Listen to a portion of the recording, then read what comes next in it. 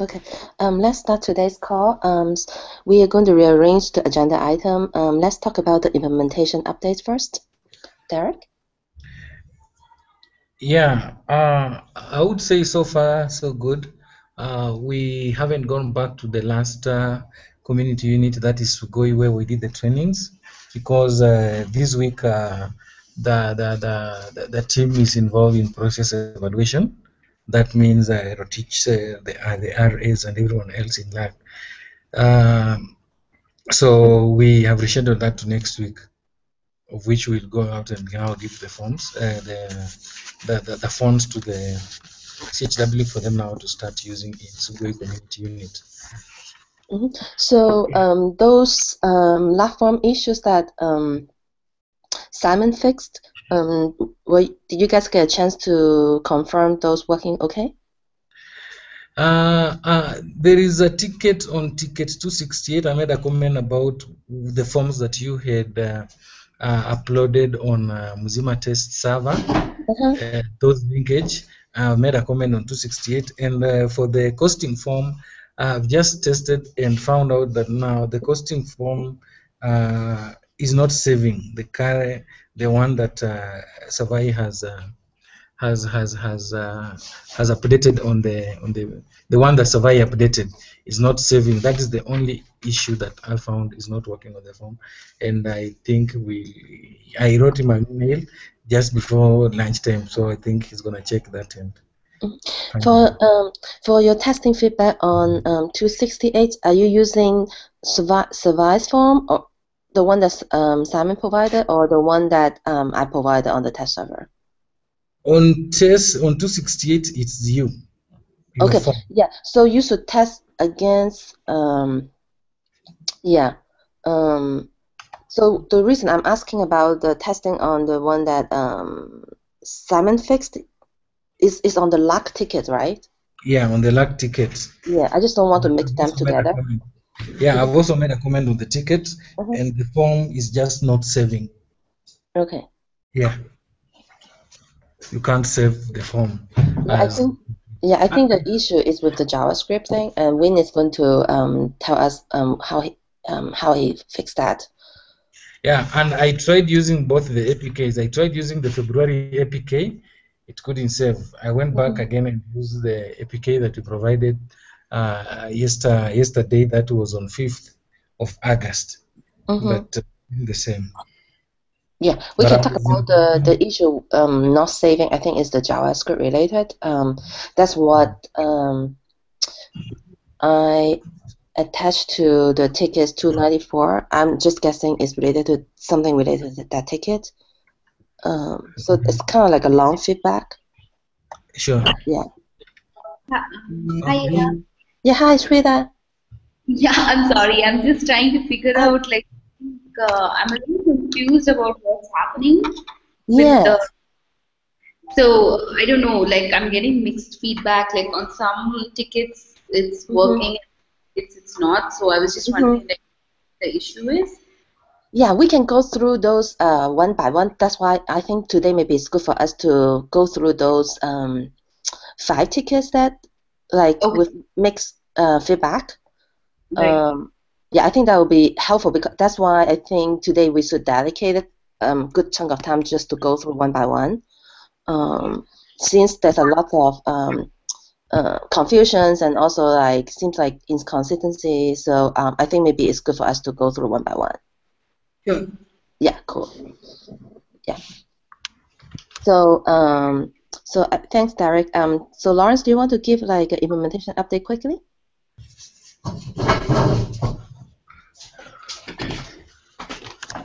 Let me just quickly mention that I know we're yet to give feedback on the dispensary form testing. I was able to meet some of the providers, and it looks like there's a mixed feeling. They actually went through the full testing with the top, but I'm not sure if he really noted down the issues that they noted. So I just told them to maybe organize, and then I can sit down with them on Monday. I know this is going to delay the whole process, but I will actually try to just get into the thing and try to note whatever issues they have. And I actually promise by Monday, I think I can give a concrete feedback for the dispensary form testing, as far as the providers are concerned and top. So may I provide like testing suggestions? So it would be good to try to test with all the possible answer combinations and things like that. The reason is that when I try to test some of the existing form templates, those already in implementation, I find quite a few of obvious issues that we did, the project team did not catch them, but those would be nice to have. So I would suggest when you guys test on the form, you need to really test on every single different combinations to make sure that it's working as expected. Yeah, I noted those that you attached on the ticket. Yeah, did you see that? So I think it's really, really helpful just to try out different things. Exactly, and that's why I was saying maybe the provider's input would be important to have. Yes, even you save the form as an incomplete, and then open it, and then save it as complete, and then even you save it complete, try to convert back to incomplete to make sure that information are not losing. Yeah, and also just to add, I think because there are a lot of changes on the form, especially the concepts, I think it would also be very important they make sure they can save the form, submit to the server side, and look at the payload, or have it processed and look at the processed encounters to see whether it is exactly as they expect. Exactly, yes.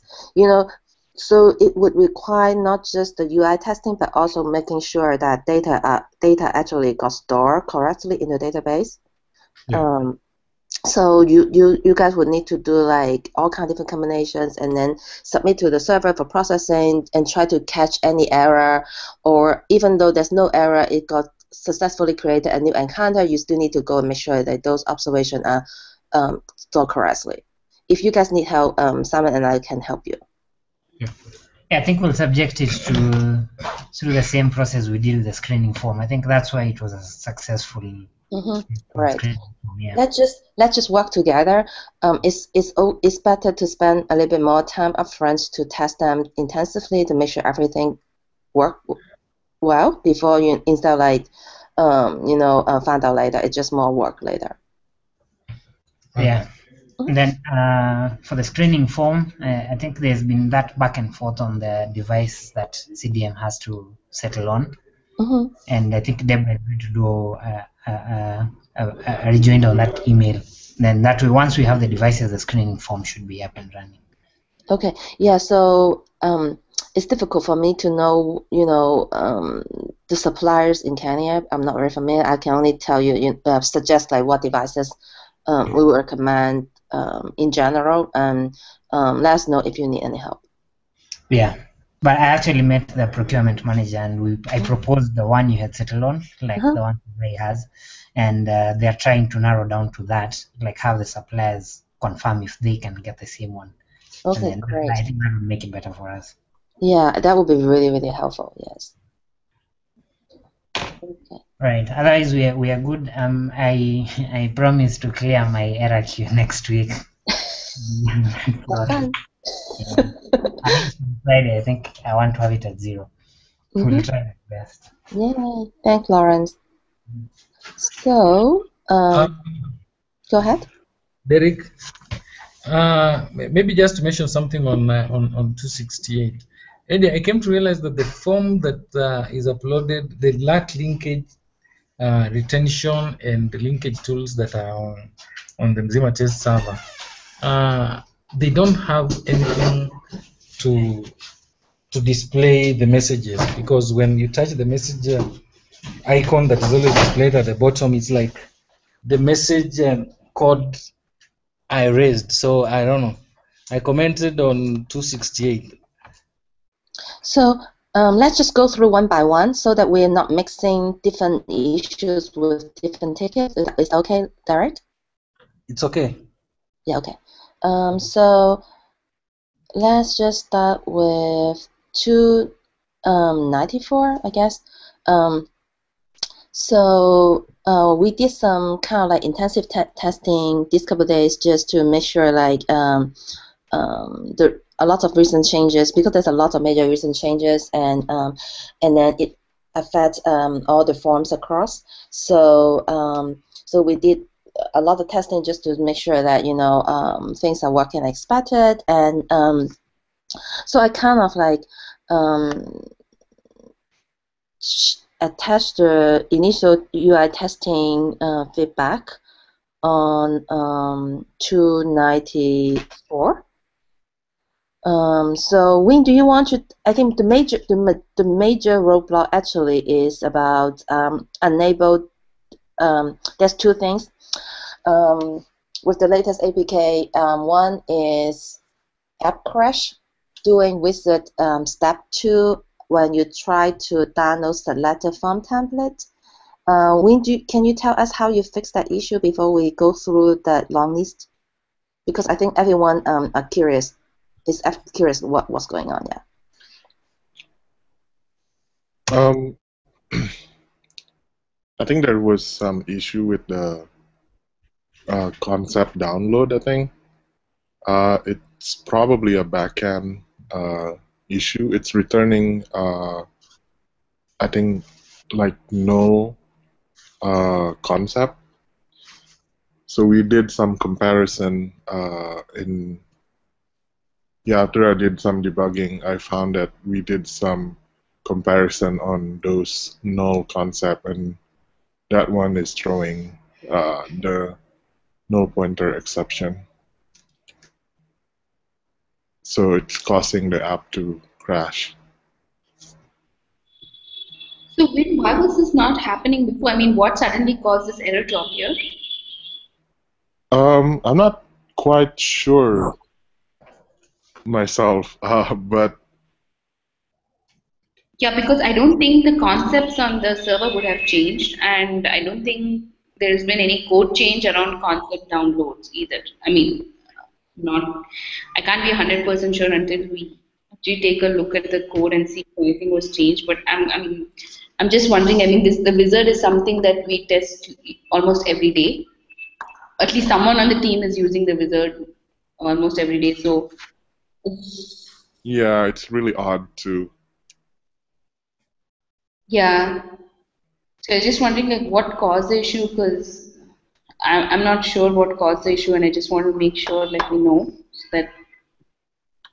I only fixed that comparison. That's the only one that I found because I hold on, let me. I think that problems start happening since the APK dated July 20th.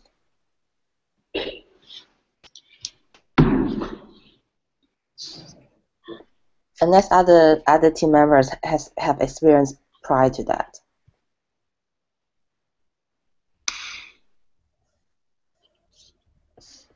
I haven't experienced it prior to that. And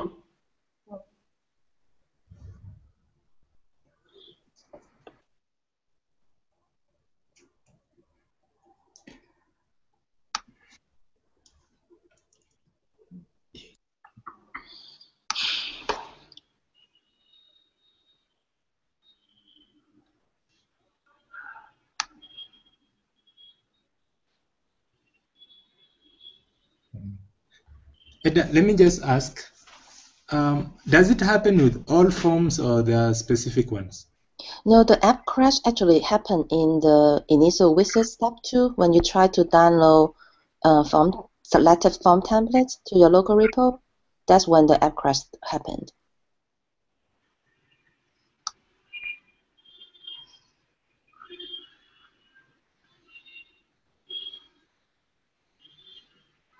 We can look at the ACRA because Arcaliza there, I think we capture some stack trace.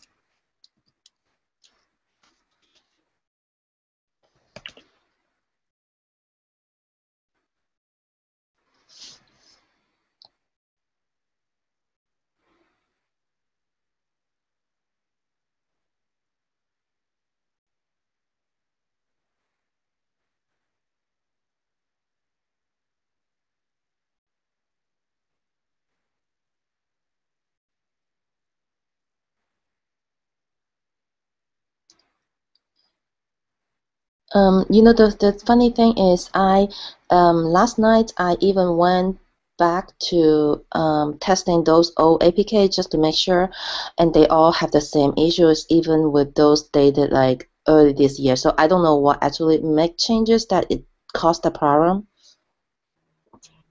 Yeah, it's really odd itself. So the crash is happening on this download concept by names. It's if you guys have the code open, the problem happens when inside this code block. So for some reason, the iterator next is returning null, and then previously there's no null checking. So previously the code is if the next contains name, then remove. So I just add if the next is null or next contains something, then remove it because we don't want the null concept to be saved into the device. So why would a concept be null? Like if we look at the code, right? So download concepts by name prefixes. Yeah, I debug it, Sweeta, and then sometime I don't get the null, another time I get the null. So I'm not quite sure myself what is going on with it. Could be a server side. Okay. Okay, maybe if I could ask, I've not studied the code exactly to know how we are downloading these ones, but could it be the concept dictionary does not have some of the concepts and forms? That could be the case. Because because there are some new forms which have new concepts, and we have not yet moved the latest gold. So I'm just wondering, maybe it could be related. You know, when I just select the old form templates that haven't have any recent changes, supposedly with new concept, still run into that same issue. So, like for example, the VF form has been in use for like 6 months now, and also registration form. Just selecting those two forms and still have the same issue. And also, it's very strange, as if like the registration form have some concepts inside. Yeah, when we parse, if you just download the registration form, it already parsed and download a few concepts. Doing the initial wizard is when it's not supposed to have that, right? The registration form should not have the concept there.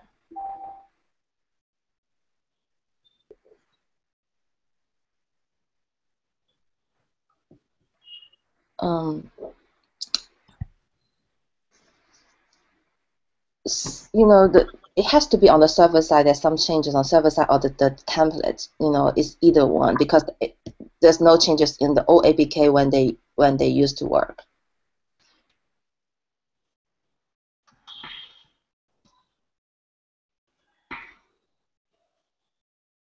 Anyone have other thoughts?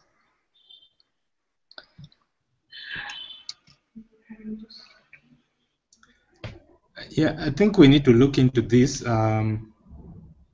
Maybe after the call, somebody to look into it to establish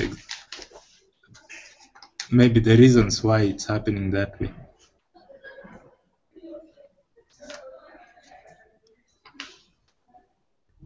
Yeah. Personally, I think I'll spend some time over the weekend. Just want to understand the process, how it happens. yeah, maybe we can discover some things that we never knew before. Yeah. So how I encountered it was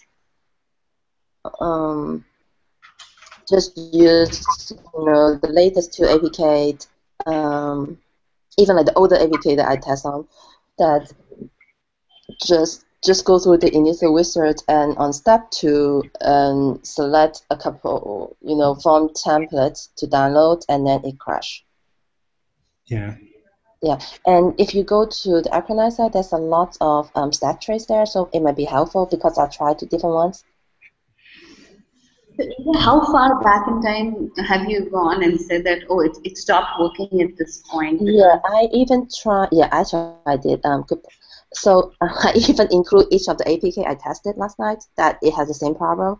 So even the January one, earlier this year.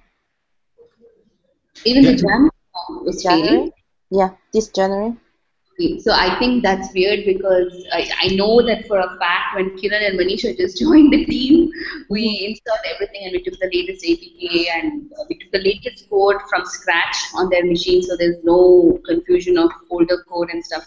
And the wizard was definitely working at that point.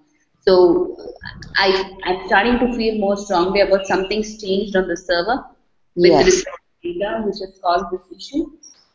I don't I know, really Vin, think, what yeah, do I you? agree with you guys. It's really on the server side because those APK works. Those old APK works in the Yeah. past. Yeah, I think it could be the server side. I forgot what kind of changes we made. I think so because we did the demo. We used the 20th APK, and I connected to my local installation of OpenMRS. We never encountered such issues. I set up the APK. To me, that was the most stable. And I did set up on the Nexus 7 tablet and also on my Asus phone. So it could be the server side issue. Yeah. But I'm a little concerned to just say server side issue because I don't know what, even if it is a server side issue, I think we should find out what the real issue is. Because I know it's fixed for now, but I just want to understand what caused it to suddenly appear. What was the change on the server side that, broke this? Would that be the form templates that I created? I think that's the only new changes that I know on the server side.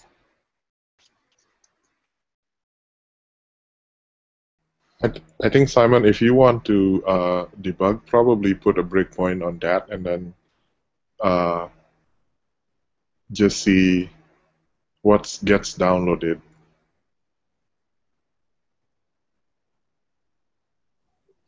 Okay. Yeah. Yeah, I'll try that way. Thanks. Cool.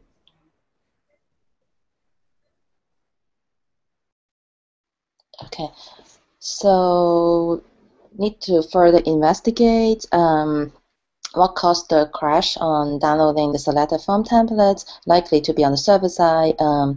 So let Simon, thanks for helping us on that one. So there's another issue about not able to save the form templates, some of the form templates as incomplete or complete form templates. When do you want to talk about that one, about the JavaScript stuff?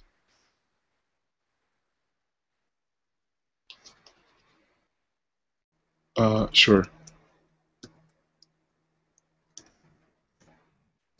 Give me a second.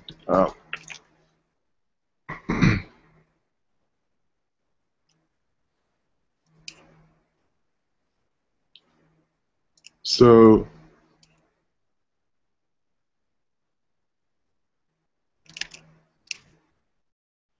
I think for this one, we have a bit of issue yesterday, especially on the histopathology form. Can you guys see this? Yes. Yes. Okay. So this is so when we develop the form, I think you guys can use this mUzima form, and then I think the form is by default will allow you to will add this two button at the bottom. So save and submit. Save will behave similar to the save as draft, and then submit will behave similar to when you say the form is complete. So when you make any kind of changes in the form or in the mUzima JavaScript, make sure you update the function in the mUzima JS as well. So the issue that we're having is when we press save, when I only feel like survey this question, one question for the body part, and then how the specimen is collected, when I press save, or you can also debug the JavaScript if you want, you will see it also collect this answer, but the answer is dot dot dot. So I think the JavaScript is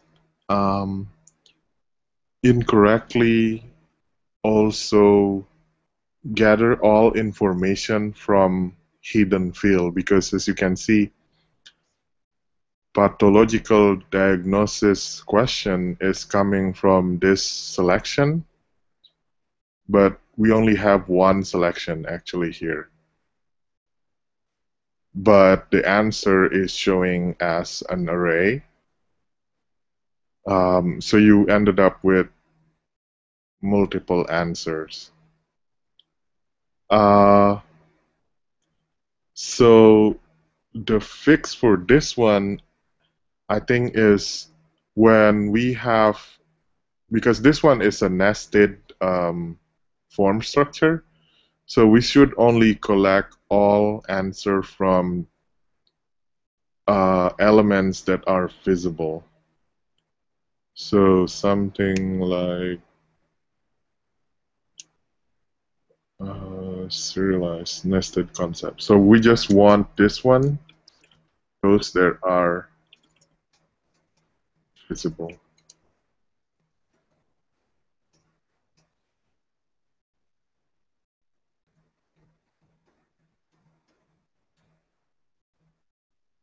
So when we do that,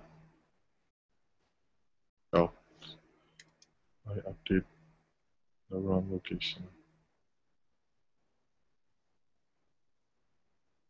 mUzima form is to yes.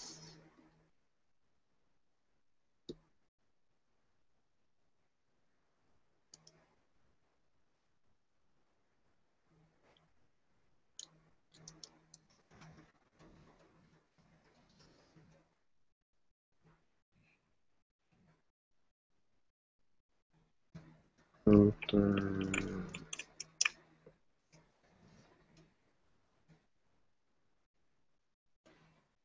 visible. Now if we just pick the visible one, when we press save, you will only get one answer because we only collect the answer that is visible. So that was one of the issue with the JavaScript. I think the other one that I want to show everyone is this application that I found, which can be used to debug the form. So if you if you need to see the JavaScript inside the forms when we use the application, you can install this application called Gap Debug. It's a free application. So when we develop the form, when you install Gap Debug, you will get this UI basically. So you can see this. This is your phone connected, and then this also work with emulator. So if you need to run emulator, then just run the emulator, and then it will show up as a selection here. It won't show up. It won't show anything until you start filling the form, because this application can only see the web view of your application. So I will try to start filling a form. For example, I will fill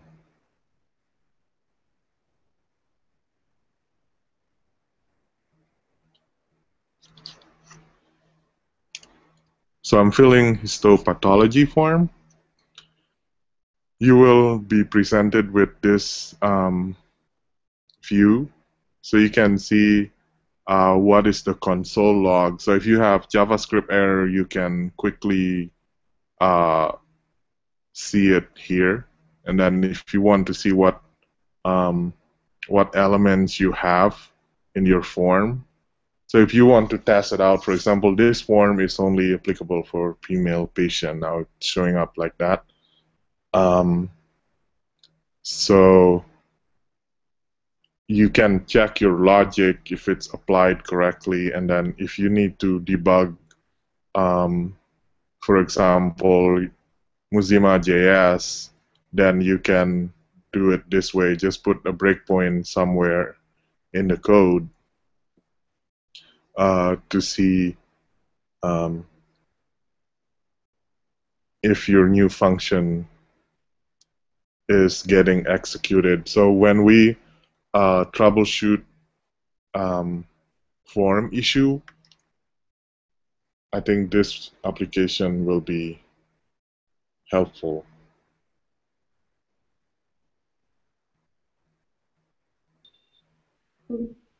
Looks cool, Win. Yeah, this is always a problem because I always test it on the browser, but I'm not sure for when I'm running it on the emulator. I usually use alerts or something of that sort. Yeah, But, yeah. I think this is going to help us when we need to, for example, debug. Yeah. Like when I press save, I put some breakpoints here.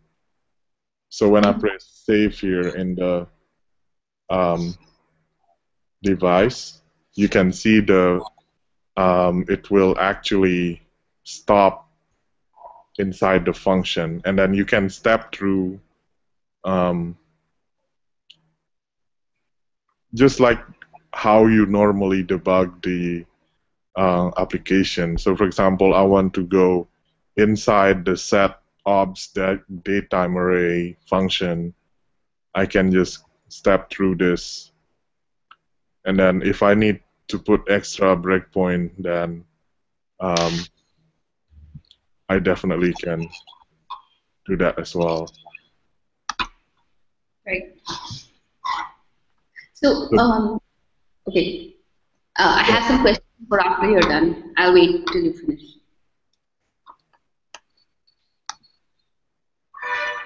So this is how I found about that issue last night.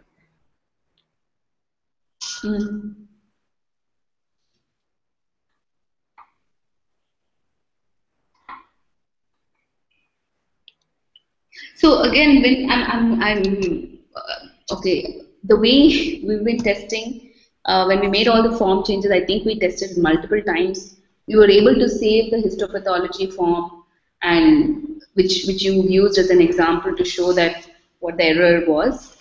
Oh, is it just because we just happen to fill in all the fields, and that's why that situation where you're talking about where the JavaScript also collected values which were just dot dot dot didn't really happen, and that's the reason why we didn't see this error. Because I'm just wondering, like we tested all of the forms, and the way we tested is we tested it on the browser. We used the save button and the submit, only the save button, and we saw that the location and the provider fields were being populated. Then we uploaded those forms onto the server. We downloaded it and we opened the forms in the web view in the application, filled out the values, saved it as complete, uploaded it to the server, and actually did a compare between the JSON using something called JSON. I forget the name of the tool, but basically I took the JSON that was generated before the location and provider changes, and the JSON that was generated after the location and provider changes, and we made sure that the JSON did not change. So I'm just confused as to why all of the testing didn't catch any of this. Yeah. I think it's most likely because when we test it out, we fill the form as expected. This happens to me a few times actually before, because us as the developer, we know which form we should fill in. Like every field, we know what kind of validation will be available, so we kind of know, like, oh, for example, provider, we need to fill it out. Encounter datetime, we need to fill it out. So we know how to fill the form as expected, but I don't think we, at least for me, before, I never test out all the permutation of the form itself. So we don't, I did not test out with different combinations. So for example, I just fill, okay, I just fill this, and this, and then press save as draft, and then, oh, it's saving, so I'm assuming it's working when apparently it's not. So when I try to add another element, for example, it's just not working. So I'm pretty sure that's the case with us. Okay. Yeah.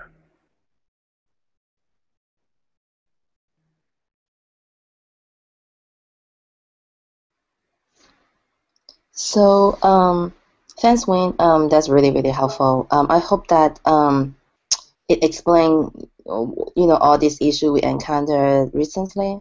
Just wonder if anyone have questions so far about not, the app crash on step 2, as well as not able to save the form template.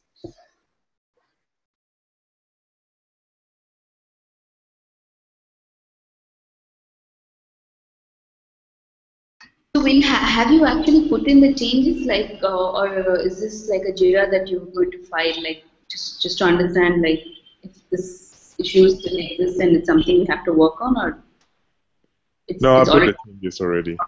Okay. Yeah.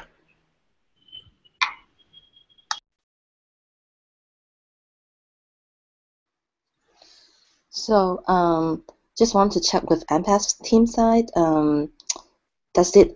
Is it helpful to explain, why all those issues happened?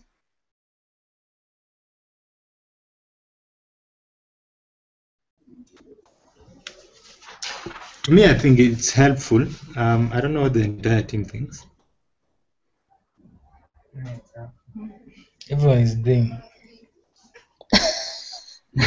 And by the way, while you are on mute, we talked about that point by Win about how to test. It's a very important point because testing means you try to break the form. You try to fill in things that don't make sense and see whether it will accept or it will have any funny behavior. Because while in use, I think some users will make certain mistakes that if we had not tested, then we're sure the form will break. So I think it's very important for us here because majority we are people who test.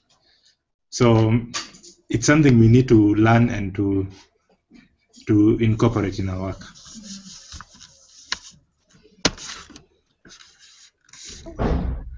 Yeah, I agree. Yeah.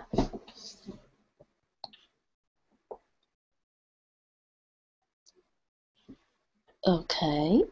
So if there's no more comments, so let's just look at the specific tickets so that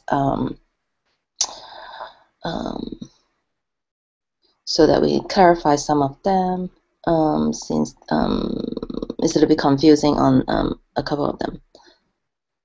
Okay. Okay. The first one to talk about is the 268. This is to apply the validation against bound to mUzima form. That's mainly so I received some feedback from the MPEP team side that sometimes it's hard to understand what the tickets is about and how to test them. So pretty much this one is that some of those just let's read the description together. Just make sure that it's clear. If it's not clear, how we can make it more clear. I think we got a lot of feedback saying that the tickets. You asked me to test the tickets, but I don't know what this ticket is about, and I don't even know how I can help with testing. What I'm supposed to do. What kind of test I'm supposed to do. So this one is due to the changes in JS file in 251.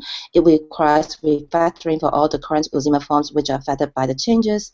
So let's go. So if the reason we don't put more information here, or repeated information, because this is kind of related on 251. This is the tickets against validation against bandit.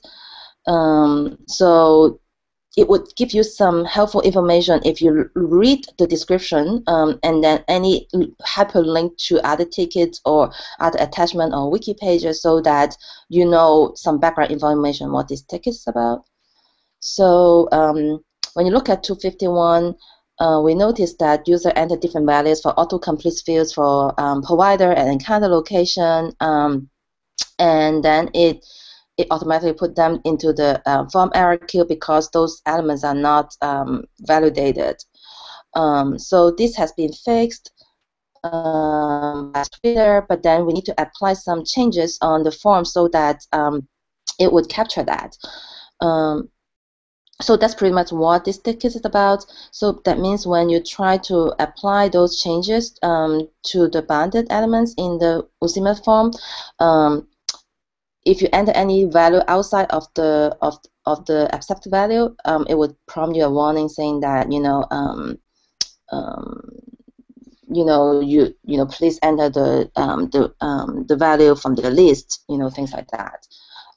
If you enter the thing from the list, you will not get like a warning sign. That's pretty much what this ticket is about. I just want to double confirm with the MPEP team, especially those who help with testing. Is it clear on the description for this ticket?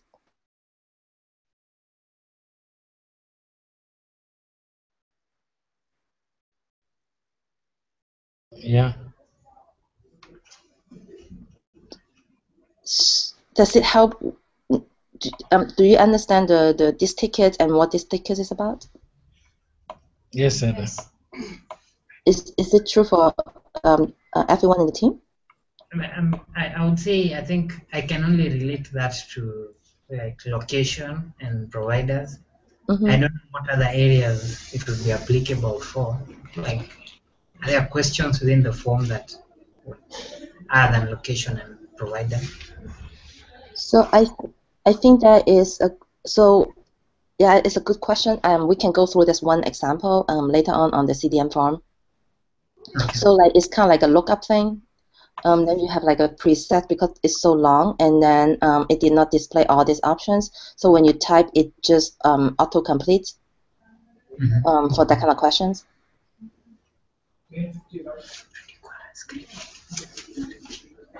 Mm-hmm. let's go through the testing feedback. Thank you so much, Eric, Robai, and Derek for testing for this form. So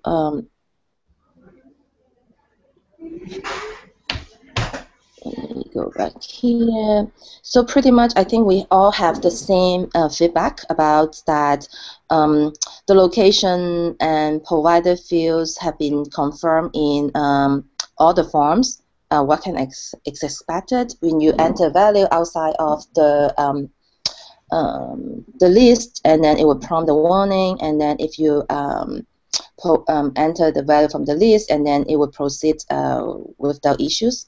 I think the only form missing is the teleconsultation form. That's the only one that still need to update for the provider and location field. Yeah. Is that correct? Correct. Yes. Yeah, I just checked with Manisha, and she worked on the teleconsultation form for this change. And it looks like this was merged, so I'm not sure. Like, I think it was merged on the 31st of July. So anyway, just to let you guys know, we're looking into why it's not working on the teleconsultation form, but it's good to hear it's working on the other forms. Yeah, so I think that's the only one missing, and then there's another one. This is it applied to Lawrence questions. That except the provider and location, what other elements would that happen? So that's one question on the CDM CHW form. There's a question about, are you currently on other medication? If you answer yes, it will prompt to like a sub-question, ask you to specify the medications. That one is auto-complete field, and then when it should not allow users to enter the value outside from the predefined list. I think that's the only one that I found so far from from testing. But again, it worked with other forms. I think that's the only field that I can find so far. So I think that's the only missing two pieces. One is the teleconsultation provider and candidate field on teleconsultation form, and then this particular question on the CDM CHW form. I think that's the only two thing that I found, and then the rest of the form I haven't found any issue yet. So the other forms, the rest of the 10 forms 11 forms working as expected. So Ida, for the CDM form with the medication, is it possible to just open a different JIRA for it? Because I don't know, like from the description, it looks like we only did it for location and at that point, I agree. Yeah, we didn't field. So, and I think because this JIRA has lived very long, and it's, I think from the feedback, I feel that it's this whatever this JIRA was trying to achieve has been validated. So I can close and probably open a new one. But the teleconsultation form, we will still work on it, and I'll update you on Monday on why it's not. Yeah, I agree with that. Yeah. So yeah, I agree with that. So I will create a new ticket just for the CDM form, CHW form issues. But overall, the validation against, for provider and location on all those forms working, as expected, working very well. The only one just we'll wait to hear from you on the teleconsultation one. Shweta, you post another comment just now. Are you asking Derek that one? Yeah, I think Derek posted a comment saying that when he hits the icon of the messages, show messages after filling up the entire form for the retention and linkage tools, it's not showing the messages. But I think this is not kind of related to what this JIRA is tracking. if it's an issue, then probably we should open a new Jira and maybe you could attach some screenshots or something and I can take a look at it. Agree. Yes, we agree. I think this is really good points that Sridhar point out. Like we should not mix other issues that we have with particular tickets. It's just easier for developers and also for all of us to focus on fixing one bug or one feature, and then if any other new stuff that we discover, we should file new tickets. Okay, thanks. So, Eda, while still at that, maybe just a comment. I was wondering, you realize on the registration form to pick out locations, it's like you get it from a drop-down list, and then you go to the encounters. It's a typing, like you start typing to get whatever you want to pick. Is it okay, like with the entire group, to have that standardized? Like if it's location, we are doing a drop-down, or you type in. I'm not sure if that's helpful, but all I know is that it's going to be an issue when it comes to training, like having them in different modes to pick up an item from the list. So do you mean to have like standard options, like whether it's like drop-down list or option list or autocomplete? Exactly. I don't think that's an issue. So I think from Sridhar, I think like for provider and location, now it's all like autocomplete since we allow the users to download additional provider and location. I think it makes sense for those two fields to be autocomplete, right? I think that's how you apply it on all forms too. Yeah, and I did make that change and I've issued a pull request. I'm not sure if it's been merged yet. Let me just take a look. I've changed all of the location fields to autocomplete. Okay. Yeah. That's my experience from testing as well. I think all the providers and location now are autocomplete. Oh, so you tested it and you see it as that? So maybe... Yeah. I think it's merged already. Yeah, it's already merged, yeah. So, so I think Lawrence is probably just using an older version of the form, or he's just talking from what he's seen the previous behavior is. I'm not sure if... I think from the tickets you'll realize none of my setups have gotten me to the point of testing out the forms. So I think I would have picked that out. Okay. But I'll look it up. Yeah. So whatever you're requesting for Lawrence, it's there in the latest APK. So maybe you can give it a shot and let us know if you still have issues. Sorry? Yes, okay.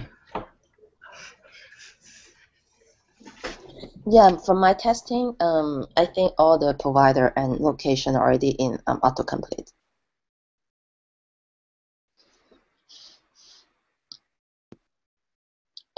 Does it help? So Lawrence, you're going to test it and then let us know if you find the otherwise. Okay. Okay. Cool. So for this ticket, it's clear. So I think the only pending item is Sridhar is going to help us to confirm on the teleconsultation form. Once that one is done, and then I think we can close out this ticket. So another one is, let me just go this one.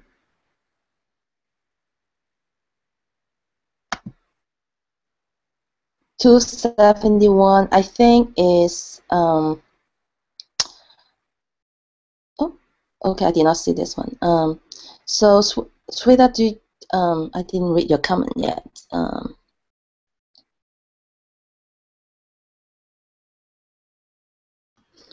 So yeah, Ada, I just tested it. So the issue that you're seeing, I think the way you tested was you basically went to the settings and you downloaded a provider, and then you opened up a form, you selected the provider that you just downloaded, and then you saved it as incomplete. And the next time you open up the form, you saw that field, that provider field is blank. Yes, correct. So I think this issue happens again.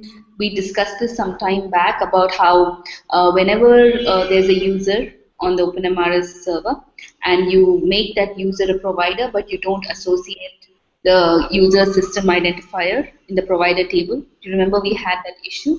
Yes. Yeah, so this issue is again related to that because our code is internally looking for the identifier. Without that, it just won't work.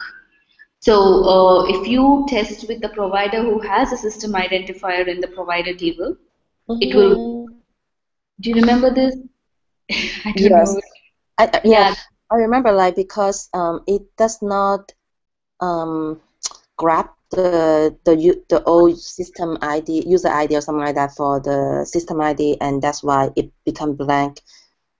It needs to do manual process to update that on the right. provider table. Yeah. Yeah, so whenever if there is no system identifier, there's no way that mUzima will ever find out because we're doing everything based on identifiers, which is the right way to do it. We don't want to do it based on names because of spellings and things like that. So because of that, now because OpenMRS allows people to add providers and not give a system identifier, that's what we do. So that's already an existing issue. So how we can get around it is either we, like we talked about, we ask OpenMRS to see if we can somehow, I think, ask them if we can make it mandatory. But last we discussed, you said that it's probably they've allowed people to add providers without giving an identifier because in some cases it's an emergency situation and they may not have an identifier associated. I understand that, but if they want to, how do I say this? If they want to also allow for that situation, and we only we only work on identifiers, it's like I don't know. The other option is we just don't allow mUzima users to download providers that don't have a system identifier associated with them. Yeah, so I think this is a rigorous discussions, Srida.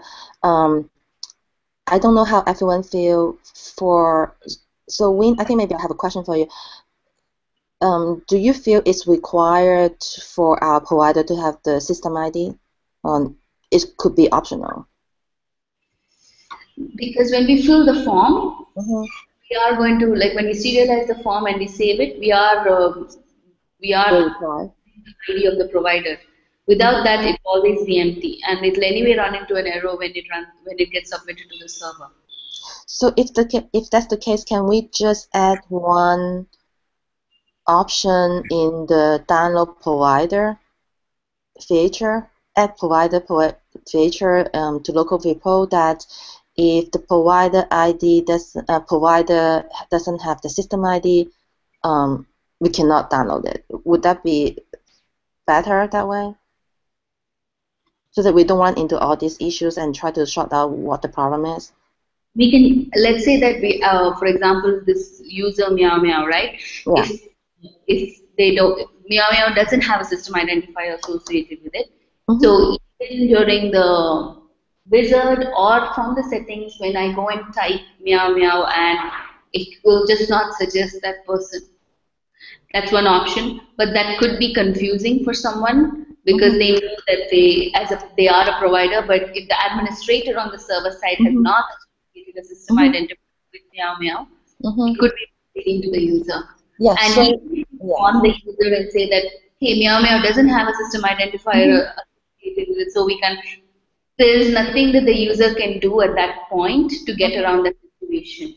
Like you can probably warn the user, but point in warning them if there is no way that they can correct the situation. It's not like they can do something on the application which will force the user to download meow meow.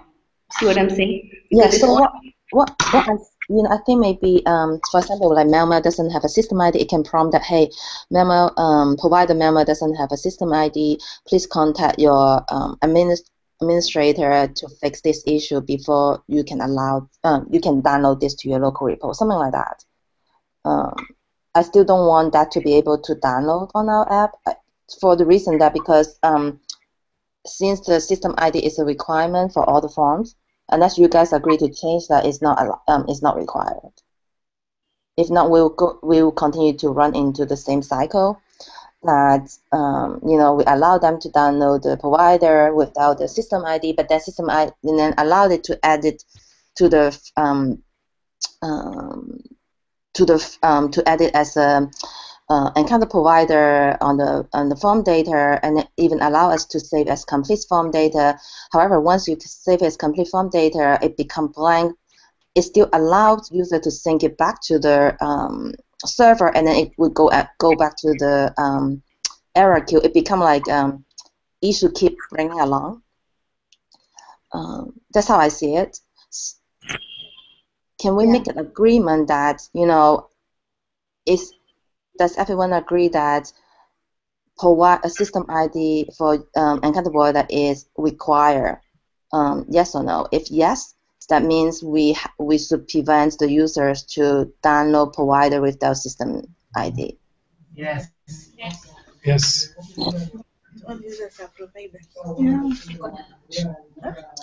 It's a yes from Ampath.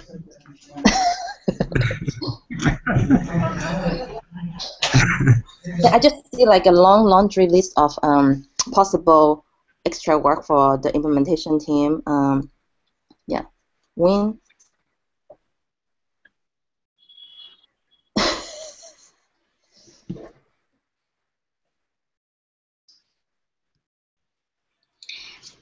I think Win is on mute. Must. Okay. Okay, so when are you suggesting that we actually alert the user and say that, hey, this particular provider that you're trying to download doesn't have a system identifier, contact your administrator, and then just stop that user from downloading this provider? And once the identifier has been associated with that provider, they should be able to save it. I think my Right. concern is just as long as we can process it, then I'm okay. But how can we process it if I don't know, if it's empty? I'm not sure, like, how can we do that? I think right now it's a required field, right? I think so, yeah. So it I shouldn't. mean, we can, if we make it optional, we can, I don't know, if it's optional, then it will always go through the error queue, and someone can pick it up in the server side, I guess. Why would it go to the error queue if it's optional? I mean, if it's not there, I thought if it is not optional, that means it's mandatory and there's no value, it will go into the error queue. If it's optional, should it not process it anyway, even if it's empty or there is a value? I'm sorry, maybe I didn't understand it. Yeah, I don't think this is for us to decide, I think. Yeah, exactly. That's my concern, because it totally depends on how they're using the forms. Like tomorrow, if they need to contact the provider, they have this form and they don't know who filled it. And I mean, there's no way that they can go back to that person and ask if there's any questions or something's wrong with the form. So for me, it seems like this provider is a very essential part of the form. Like, it's not something that can be optional, but I don't understand the use case fully, so I'm not sure. Yeah, so I really think we should collect the provider information for the encounter, because if there's anything wrong, if we don't have that information, we don't even know who to ask, right? Just like you said, Srita. So I really think we should add another validation on the app provider, that we don't allow users to download provider without the required system ID for our implementations. And then just advise them to contact the administrator and get that fixed before they can do that. Right. But again, Ida, if we go back to why OpenMRS actually allows providers to exist on the system without an identifier, is because they ran into a situation where if it's an emergency, then they should be allowed to make users providers and not have an identifier with them. So in that emergency situation, even though they have given us the option, or they have created providers without system identifiers, we won't be able to use them. You see what I'm saying? Yeah. Yeah, so I don't know what is the right way to handle this. How about would that be more flexible this way, Sridhar? That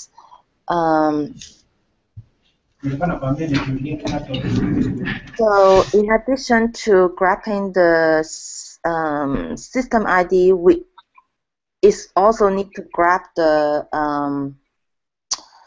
internal. Let me look at the table first. 1 second. Maybe we need to grab something about the UUI internal UUID, the UUID for the provider table. Let's see what the UUI, if there's like UUID for the provider table entry. If there is, should we grab that one instead? So because that one will be unique, right? Yeah, but I think there's no. Let me just look into it. I think there was some issue with it, and that's why it was a problem. Yes, we discussed in June, I think, about the same thing. Yeah. Yeah. So let's just look into this one before and then so that we can come up with some proposal. Yeah. Yeah. But maybe we can retest for the use case that you tested, the incomplete and complete. If I retested, maybe if you have time, can you please retest with the provider that has an identifier and see if Yeah, I will do that. Yes. Yeah, sure. Great. I'll do that.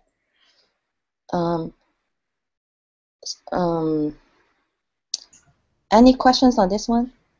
Yeah, just posted a question, Eda. Wondering, another way could be, how about if we make it an option under settings? Yeah, that's another. Yeah, that's what I'm thinking. Like, say that, hey, do you allow this or not allow this? That I have the same thought as well earlier. Yeah, so that during the initial wizard, it could be a question, a pop-up, like saying there are some providers without system ID. Do you want to download them? If yes, then that's it. If you go to settings, it would be yes, but you can change it to no. There's another option, yes. Yeah, but I don't think that's the right way to do it, I feel, because for the one reason that we need an identifier to uniquely identify a provider. And even if, like I said, once it ends up on the server, it's going to be really confusing for the person. So, yeah, I don't know, maybe it's something we need to talk about a little more. I think for this ticket, I would test with add the provider with the system ID just to make sure that it got saved. If correctly in the complete form data and incomplete form data, and then the action item is kind of like generated from this ticket is to look into the provider table. Is there any other field that we can use for uniquely identify the provider? And then from there we can decide what options we are. But for this to do, I hope that everyone can help to come up with suggestions and also dig into it a little bit more. Great. Yeah, I think would that be reasonable? Yes, I would think that's reasonable. Okay, cool. Since we're running out of time, maybe so just quickly go through the others and so the reason I could not really test on 305 is because of the same issue that it crashed on step 2 when I tried to download the selected form template. So I could not even go to the settings to check on the cosmetic cleanup. That's really the problem I have. Okay. Yeah.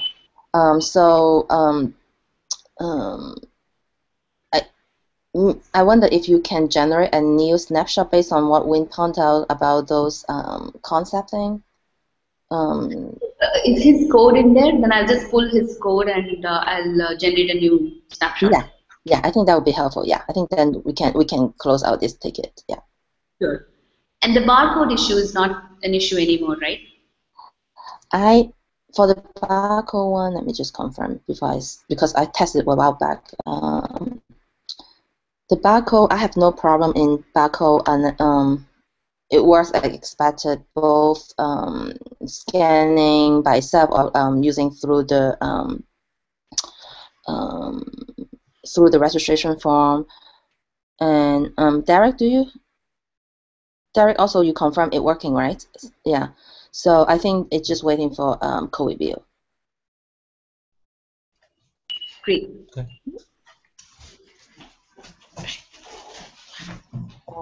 I think that's pretty much it. We'll just I'll summarize the what we talked about and also the to-do item. Sorry that we run a little bit late. Thank you everyone for helping. I know that it's been a crazy week with all these crazy issues happening. It's good that we have them kind of like shutting out one by one.